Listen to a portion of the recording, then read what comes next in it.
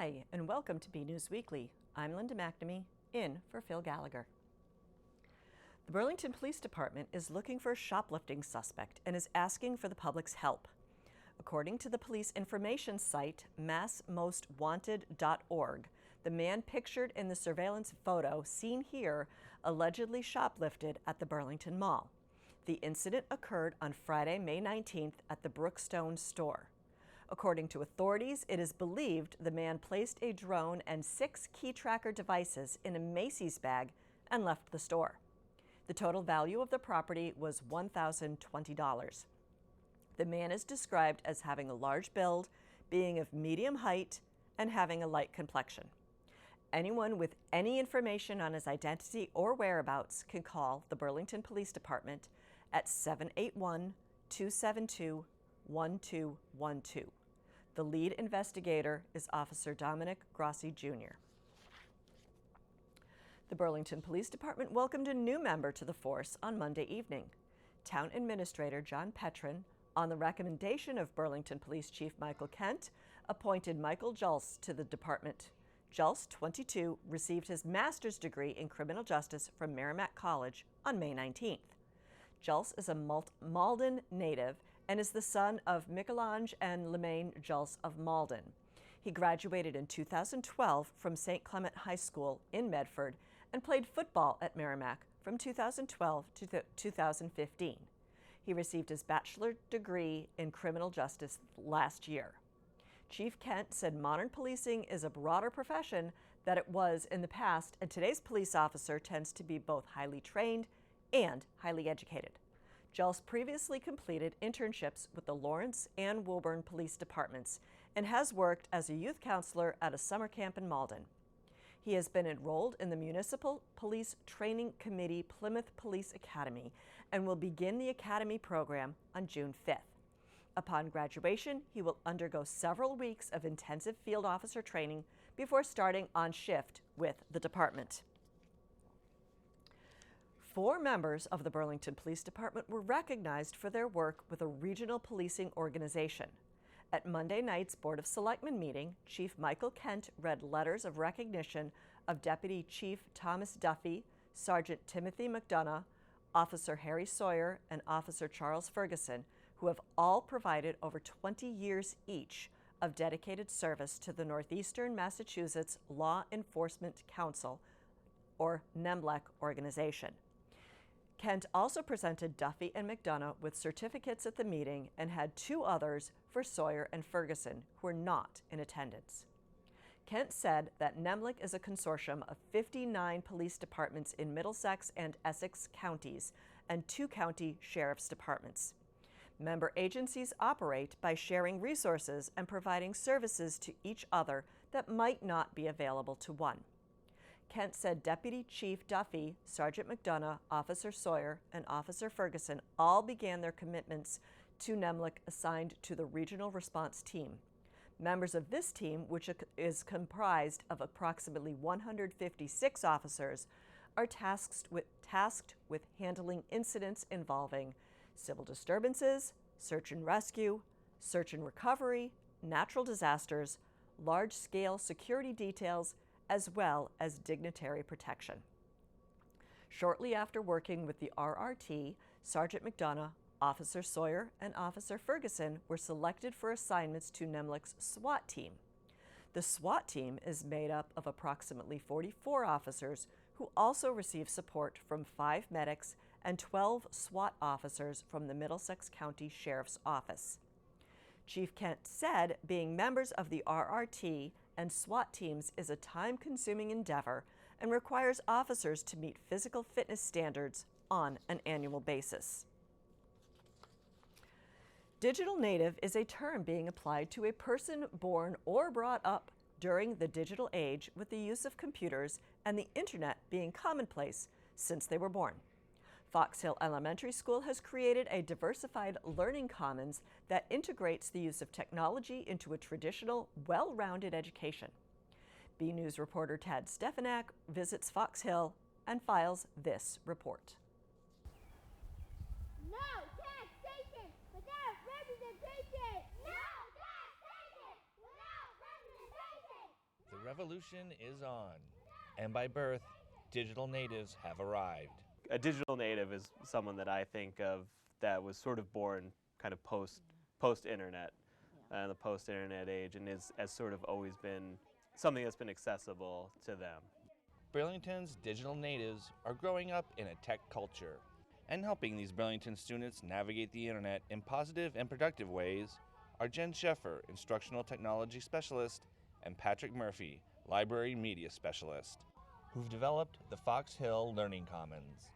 Right away, we just kind of clicked as a team, as a tech specialist and a library media specialist, and rather than be working in isolation as two separate curriculum areas, we really both have the same mindset that the technology should be invisible and the focus should really be on the teaching and the learning.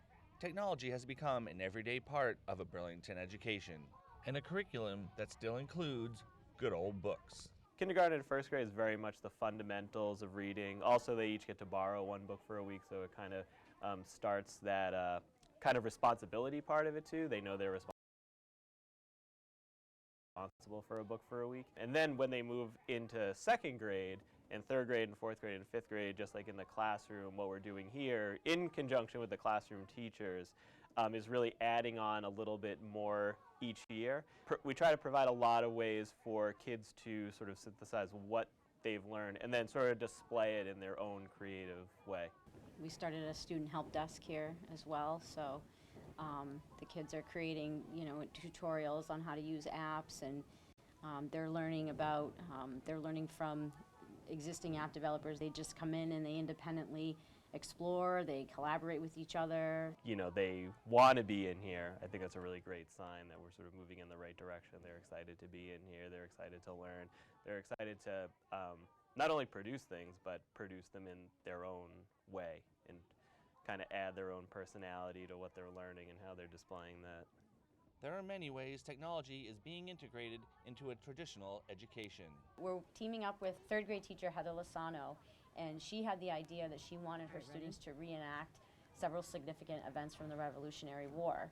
General, I need backup! And capture that with iMovie. So it's full-scale script writing for the kids, and they've gathered costumes and props. We have a production team, and it really epitomizes a collaborative effort among the kids, and it's a really high-level project, and we're going to start filming the first event, which is the Boston Massacre, and we're going to be doing the Boston Tea Party, Paul Revere's Ride, and the Battle of Lexington. So Patrick's worked with the writers, I've worked with producers, Heather has worked with the whole class. No taxation without representation! No taxation without representation! They all have iPads, so a lot of times they ask questions, and I said, you have the internet in your hands. So, we're encouraging them from a really young age to, not only ask the questions, but find the answers on their own. Through quality instruction in the classroom, with help from integrated technology, and their own brand of historical accuracy, Burlington schools are helping digital natives become good digital citizens. One thing we've done as a result of all these great multimedia projects is we're helping them really understand digital citizenship, what it means to be a responsible digital citizen at a really young age. I mean, we work with 7, 8, and 9-year-olds, and they're producing videos that are on YouTube and then shared with a global audience, and they're really starting to understand that they're shaping their digital identity and reputation, and it's all positive. We'll send out their work through Twitter, and we use the hashtag BPS Chat, which is the district Twitter hashtag, but we also always use Stu Voice, which stands for Student Voice, because we advocate for the students to be sharing their voices, and we also use hashtag DigCit, which is digital citizenship.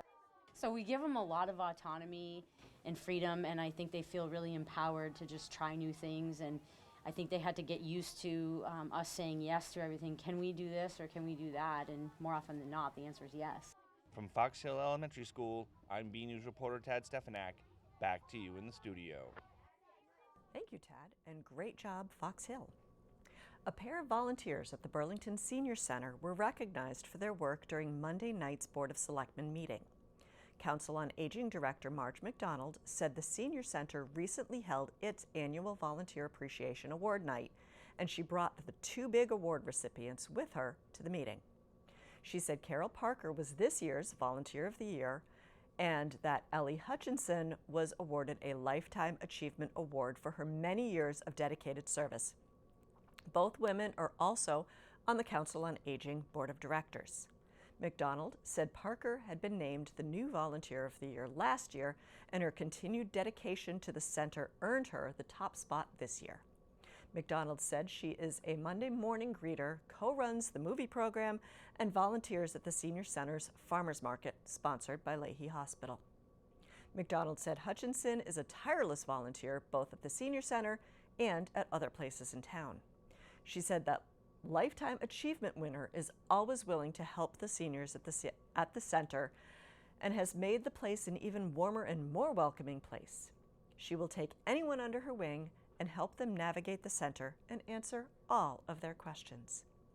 The members of the Board of Selectmen said that both women are fixtures in town and thanked them for their years of volunteer service.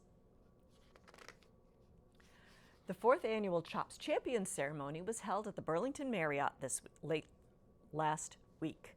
The champions were nominated by their peers and garnered votes by residents for their work in the community. BNEWS reporter Robert Paris was there and has this report. Give them a round of applause for all they have done for the Burlington community. Last week, CHOPS American Bar and Grill held a gathering for the winners of its annual community recognition competition, CHOPS Champions.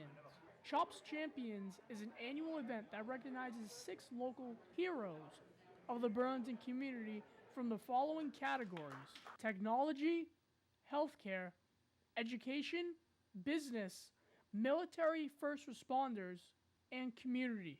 Pyramid Hotel Group, which is the management company, and the Burlington Marriott came up with this idea, and what they wanted to do was recognize community leaders and the folks that really gave back to the community. And what we wanted to do was also highlight them. And so by doing that, we select 6 CHOPS champions in each of the 6 different areas, and we donate $1,000 in their name to the charity of their choice. Each contender shared their thoughts on becoming this year's winner of CHOPS Champions. I'm very excited. I feel very honored, honestly. It kind of caught me by surprise. Every day you go to work, you do your thing, and you do extra things, and you try to put yourself involved in the community, and then you turn around and you find out that you win an award for it. So it was a surprise. It was a pleasant surprise. Yeah. I thought it was a fantastic.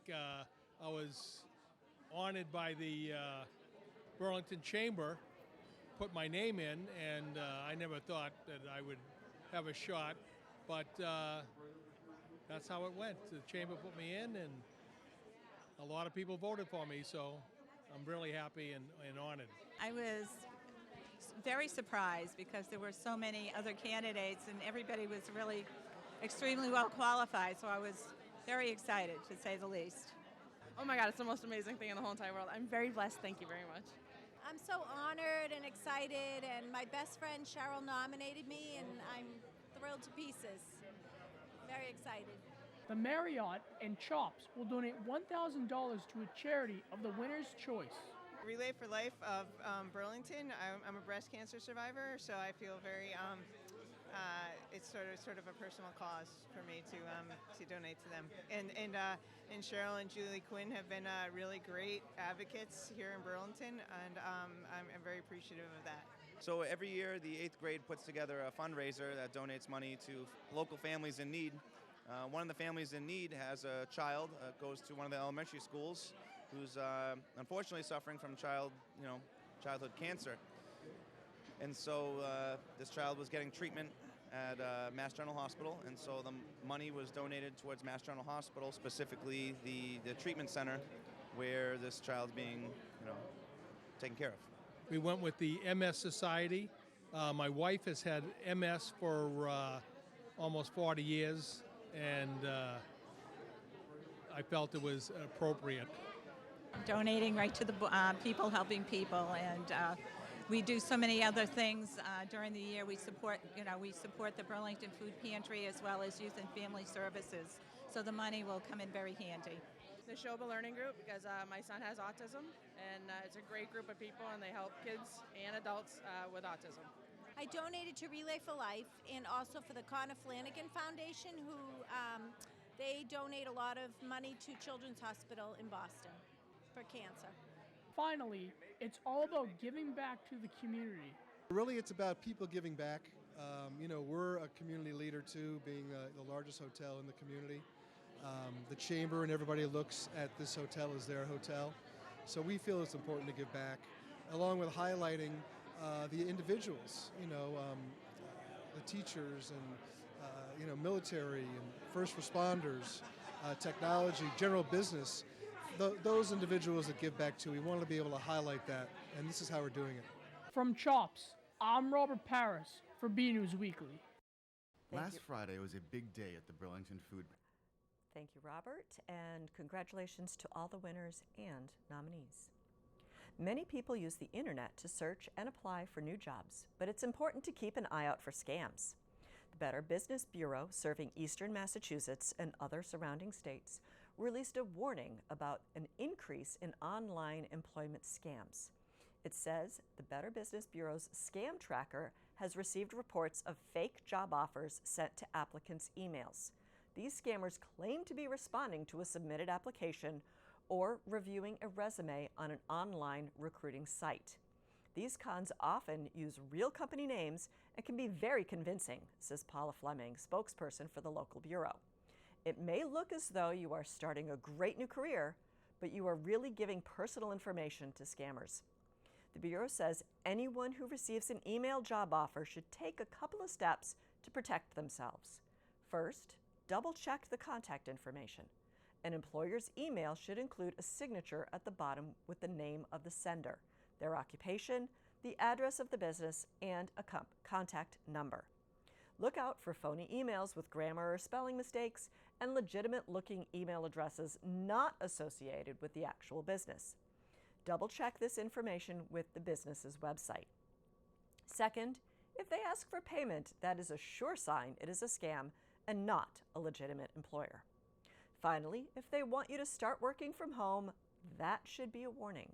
Scammers will sometimes say the office is under construction or renovation as a way of avoiding giving an actual address.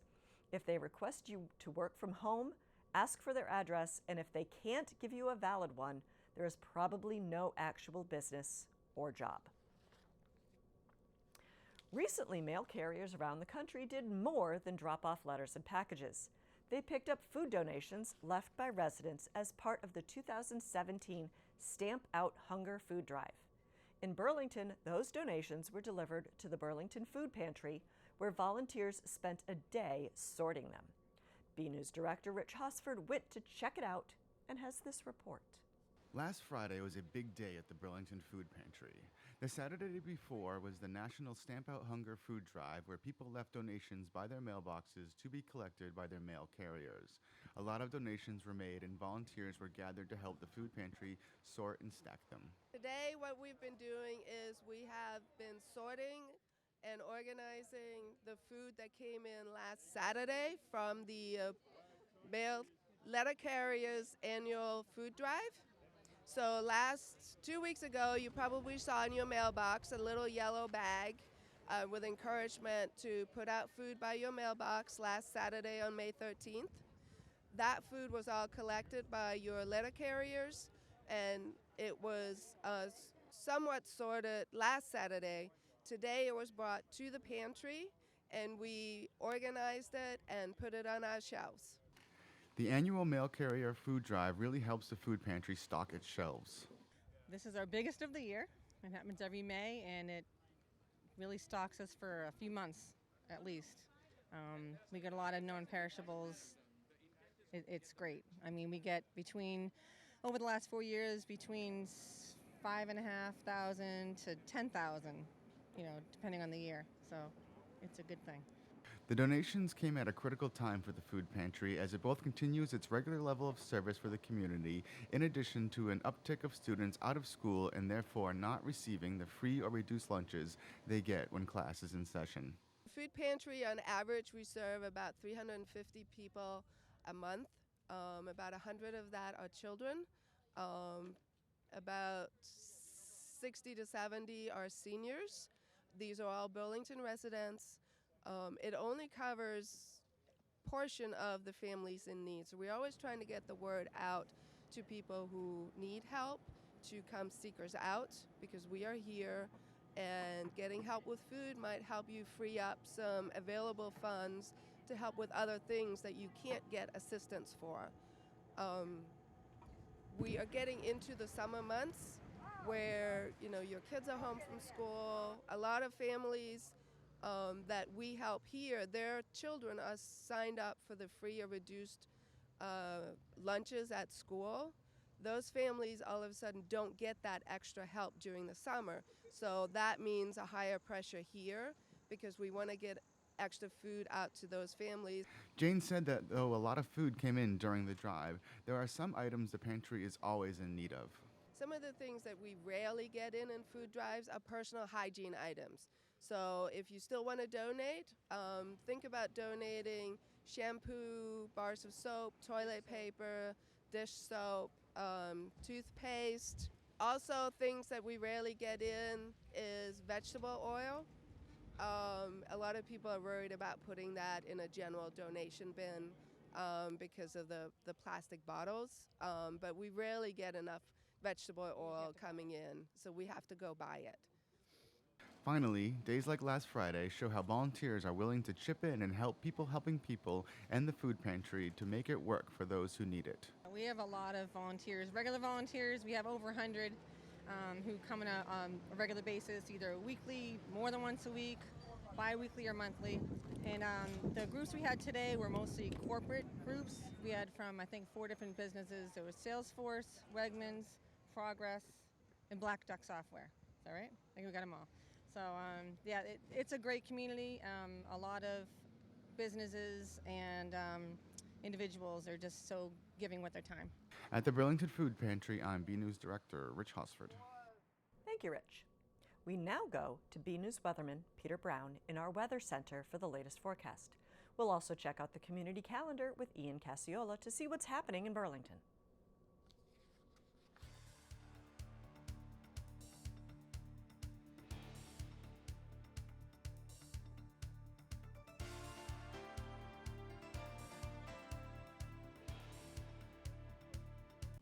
Well, hello everyone, and this is Peter Brown with a look at your weather for the next 7 days. And if you've been outside the last few days, unfortunately, it's felt much more like late winter and very early spring as opposed to getting into late May, that's for sure. As we're starting at our period on Friday, look at this. You see temperatures only maybe in the mid to upper 50s, so definitely a chilly feeling in the air for this late in May, that's for sure. And that's well below our average high that's supposed to be getting up near 70 at this time of the year. And absolutely nowhere near where our record high of 90. And actually, we were in the 90s, if you remember, a couple of weeks ago. And we're going to be anything but hot in the next 7 days, that's for sure. But of course, as you see right here, getting towards the end of the period, can you believe it? We are already almost into June. And June 1st will actually signal the very first day of astronomical and meteorological summer. So that's really something to look forward to. We have made it to the warm season, that's for sure. So another cold season bites the dust, so to say. But look at that, our average highs warming up should be up into the mid-70s. Going to be a little bit cooler, though, to tell you the truth, as we go into the end of the period than that. But of course, look at this. Look at how long the days are. We've got almost 15 hours of daylight now as we head on towards the beginning of June. As we move ahead, I'm going to show you a little bit about what's going to be going on with our weather for the next 7 days. And this weather map kind of resembles the weather maps that we had a few weeks back, where we had some really cool conditions with showery weather. And we're going to be seeing, going on Friday, some heavy rain moving through the Burlington area. And that's going to kind of deteriorate as we start to get into Saturday, but we have to keep an eye out that, of course, starting the Memorial Day weekend, of course, the last thing we want to deal with is lots and lots of rain. But we may be starting out Saturday morning kind of on the damp side as we see a couple of these very weak low pressure centers go by the Burlington area and the rest of southern New England. And again, there's going to be actually a fairly decent blocking pattern, very similar to what we talked about a couple of weeks ago over the northern and central Atlantic again. So that's going to kind of keep us locked into a little bit cooler and more unsettled pattern as we head throughout the end of Memorial Day weekend and into the rest of next week, that's for sure. Now, 6 years ago on June 1st, we actually had quite a weather event here in southern New England. As we move ahead, Many of you will remember the incredibly strong tornado that passed through Springfield, Massachusetts and made a path of nearly 50 miles long through central Massachusetts. I certainly remember myself getting home from work that day and seeing these incredibly huge thunderstorms on television. And as you remember, this tornado in Springfield did about $140 million worth of damage and unfortunately cost the lives of 3 residents out in western Massachusetts. So that certainly was a date we would certainly forget, but one we definitely will never forget, and one that we really don't want to have to remember too much. But just a reminder that we can get some very, very powerful tornadoes, even here in the New England area. And as a matter of fact, this tornado was actually rated an EF3, so very powerful storm, winds over 150 miles an hour with that storm. So that was something else, but we're not going to have to worry about any tornadoes in the next 7 days, that's for sure. And as we move ahead, I'm going to show you a little bit about what our weather's going to look like and our temperatures. Now, look at the map, and unfortunately, like we said, getting towards the end of May and getting into June, Friday, we're going to see that heavy rain and those chilly temperatures with a persistent easterly wind. So it's going to feel very raw out there if you have to be outside anywhere on Friday. Now, starting out your Memorial Day weekend on Saturday, Saturday looks like it's going to be the absolute pick of the days. Temperatures in the upper 60s to near 70 maybe, so we're hopeful we might get up there. But as we get into Sunday and Monday, and I know a lot of people don't want to hear this, we introduced the chance of maybe some spotty showers, and the showers may be a little bit heavier actually on Memorial Day than what we're illustrating here. We may actually have a more steady soaking rain on Monday. So we're going to have to keep that in the back of our minds if you have any plans, barbecues, fireworks, anything like that. And of course, as we get towards the end of the period, really more of the same here for the Burlington area. Temperatures will moderate a little bit, up near 70, but it looks like we're going to keep the chance of that unsettled weather and chance of showers almost every day for the next 7 days. So folks, I hope you get out there and you get a chance to hopefully enjoy the weather, and I hope you have a very happy Memorial Day weekend. Have a great week.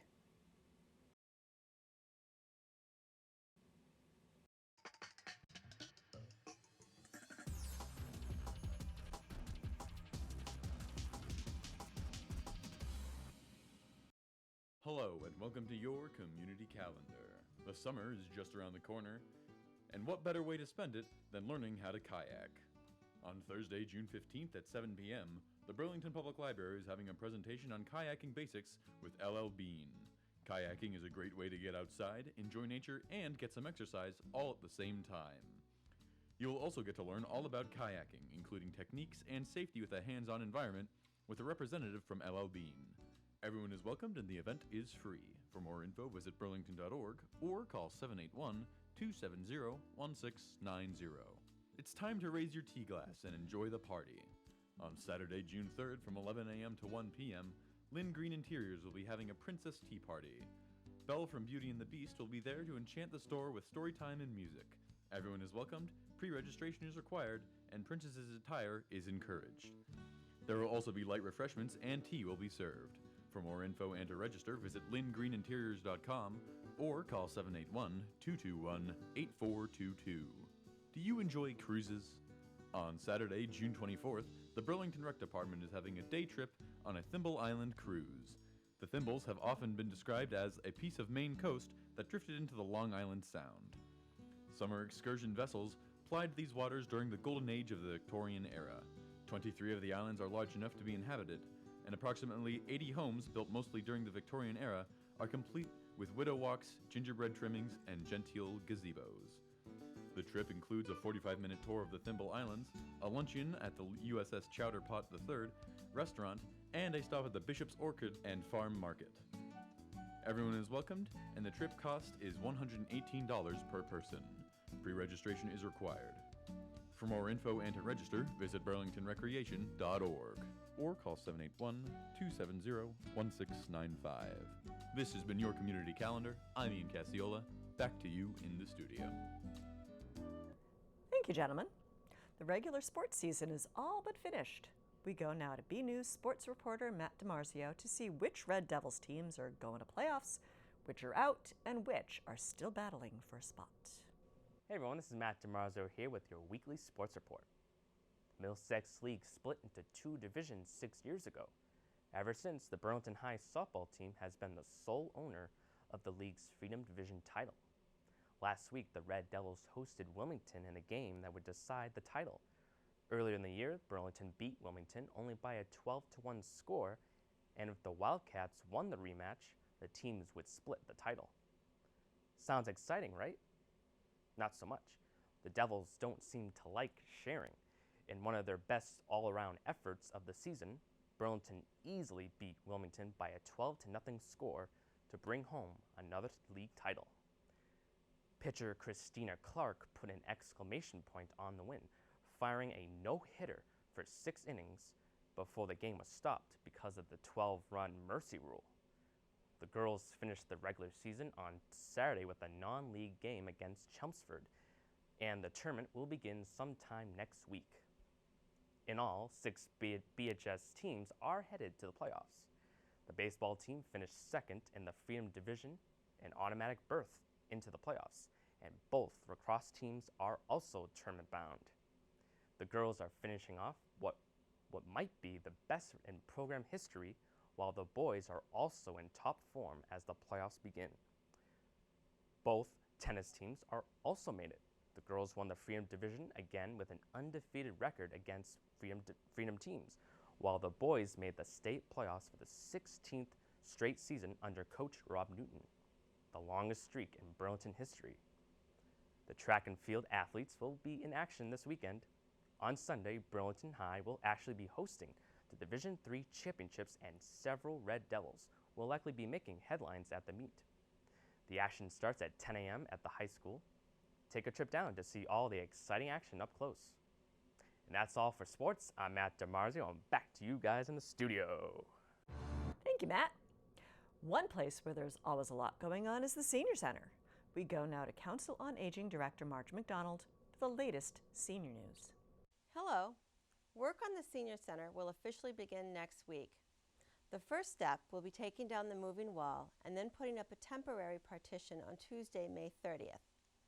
Line dancing will be in the function room on the 30th, and then beginning Wednesday, May 31st, most Murray Kelly activities will be in the barn at Grandview. Exceptions being the Wednesday 8 a.m. class, which will remain in the Murray Kelly wing on the 31st, and bingo, which unfortunately will be canceled because we can't move the equipment back and forth. However, Billerica has bingo on Thursdays at 12:30 as well, so you can try there. We have a movie, How to Succeed in Business Without Trying, scheduled for Monday, June 5th. We expect to show it in the leisure room because of the expected noise in the Murray Kelly wing. On Wednesday, June 7th, the New Orleans Jazz Band is playing. We will send out a robocall, although I expect it will be in the Grandview barn.